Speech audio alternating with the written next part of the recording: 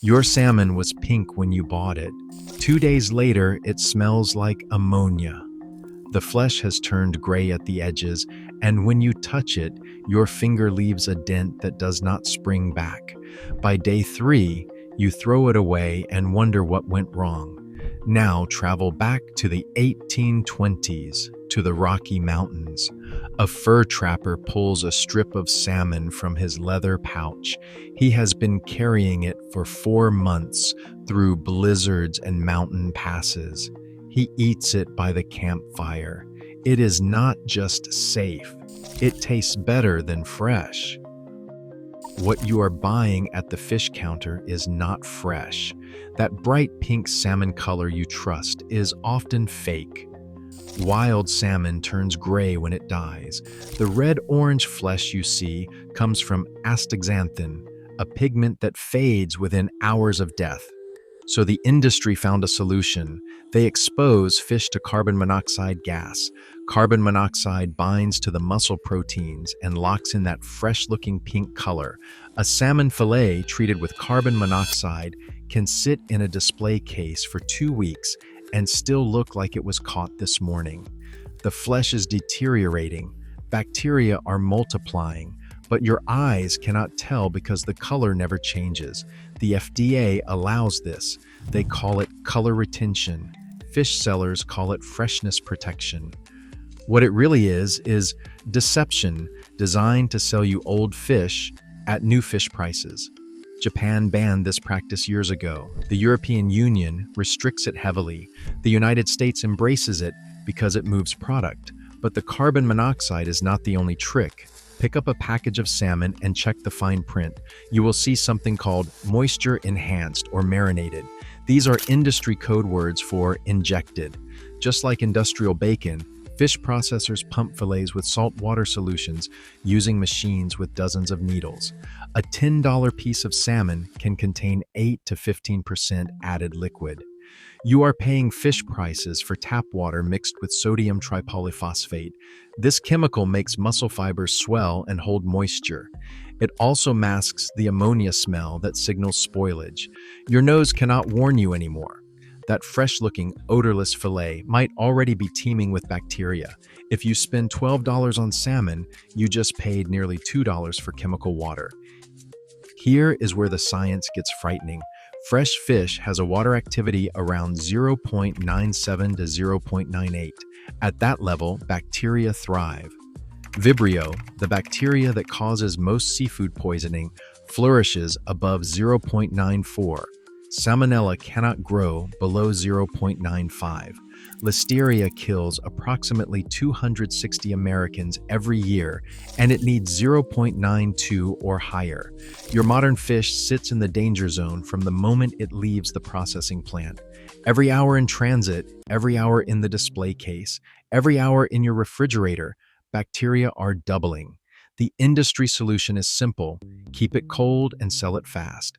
But cold only slows bacteria. It does not stop them. A salmon fillet stored at 38 degrees will be unsafe to eat within 5 to 7 days, even if it still looks pink from the carbon monoxide treatment. Americans throw away $1.3 billion worth of spoiled fish every year. We are not buying food. We are buying expensive garbage with a countdown timer. The industry knows this. They have calculated that it is cheaper to let you throw away spoiled fish than to preserve it properly. Your loss is factored into their profit margin. Now let's talk about what the mountain men knew. In the 1820s, fur trappers spent years in the Rocky Mountain wilderness. There were no supply chains, no ice boxes, no weekly grocery runs. If they didn't preserve food correctly, they starved. They learned from the Nez Perce, the Shoshone, the Chinook, and other tribes who had been preserving salmon for thousands of years before Europeans ever set foot on the continent. The method was simple in concept but sophisticated in execution. It began the moment the fish was caught. Within hours of catching a salmon, the trapper would gut it and split it open flat, butterflying the flesh to expose maximum surface area. Speed mattered because bacteria start multiplying immediately after death. The fish was rinsed clean of blood, which accelerates spoilage and attracts insects. Then came the salt. The trapper packed the flesh with coarse salt, using roughly 1 pound of salt for every 3 pounds of fish. The salt wasn't just for flavor, it was chemical warfare. When salt contacts wet flesh, osmosis begins immediately. Water inside the muscle cells is pulled toward the salt crystals on the surface. The cells shrink. The liquid that escapes carries bacteria, blood, and the nutrients microbes need to survive. Over 3 to 5 days, the fish would lose 30% of its weight. All of it, water draining away into the salt bed below. But here is what made the old-timers successful. They did not just salt once. After the first application drew out the initial moisture, they scraped off the wet, bloody brine and applied fresh, dry salt. Sometimes they repeated this 3 times over 2 weeks. Each salting pulled more water from deeper in the flesh. When they finished, the fish was firm, dark, and dry to the touch. If you measured the water activity now, it would be around 0.85. At that level, most bacteria cannot function. Salmonella dies. E. coli stops reproducing. The fish had become chemically hostile to life. It did not need refrigeration because there was nothing left for microbes to eat. Then came the smoke. The trapper built a smoking rack, usually a wooden frame suspended over a pit or a small enclosed structure with a separate fire chamber. The fire burned low, producing thick smoke but minimal heat. This was critical. Hot smoke would cook the exterior, forming a hard crust that trapped moisture inside. Cold smoke, kept below 90 degrees Fahrenheit, dried the fish slowly while depositing an invisible army of protective chemicals on every surface. Wood smoke contains over 200 different compounds. The most important are phenols and organic acids. Phenols come from lignin, the tough polymer that gives wood its structure. When wood smolders at low temperatures, lignin breaks apart and releases chemicals like guaiacol and syringol. These phenols are natural disinfectants. They penetrate the surface of the fish and kill bacteria on contact. They also prevent fat from going rancid by blocking oxidation reactions. This matters enormously with salmon, which contains high levels of omega-3 fatty acids that normally spoil quickly and develop that sour, fishy smell everyone hates. The organic acids, primarily acetic acid and propionic acid, do something even more clever. They lower the pH of the fish's surface to around 4.5 to 5.0. Bacteria prefer neutral pH between 6.5 and 7.5. When you drop the surface to 5 or below, bacterial enzymes stop working properly. Their cell membranes deteriorate and leak. But here is the lethal part that makes the system complete. These acid molecules are small enough to slip through bacterial cell walls. Once inside, where the pH is still neutral, the acid molecule breaks apart and floods the cell with hydrogen ions. The bacteria exhausts all its energy trying to pump these ions back out. It dies from overwork. The smoke does not just coat the fish, it turns the fish into a trap. Scientists call this the hurdle effect. Each preservation method, salt, smoke, drying, creates a barrier. Think of it like a room full of chairs. If the chairs are empty, people can sit down and stay. But if every chair has a heavy weight on it, the room looks full, but nobody can use it. Salt ions are the weights. They occupy the water molecules so bacteria cannot access them. Smoke deposits block the surface. Acid shifts make the interior hostile. No single hurdle kills all bacteria on its own. Together, they create an impassable wall. The fish becomes a fortress built from salt and smoke. After 2 or 3 weeks of smoking and drying, the mountain man salmon was hard, dark brown on the outside and had lost 40 to 50% of its original weight. It smelled like campfire and salt. He wrapped it in oilcloth or leather, tucked it in his pack, and forgot about it. 6 months later, when he sliced off a piece in a snow-covered camp, the interior was deep orange, firm, and perfectly safe.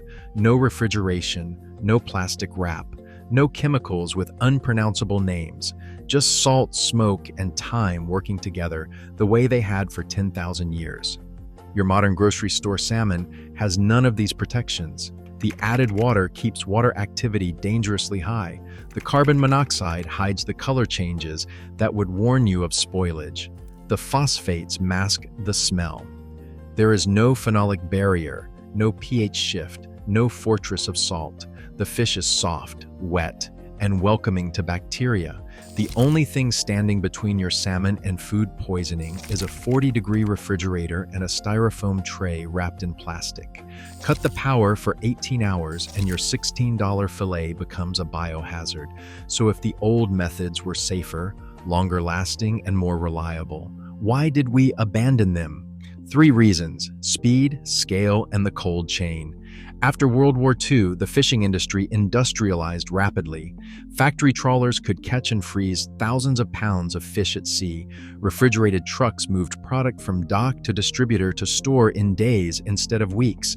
If you could keep fish frozen or chilled from ocean to table, you did not need to preserve it the old way.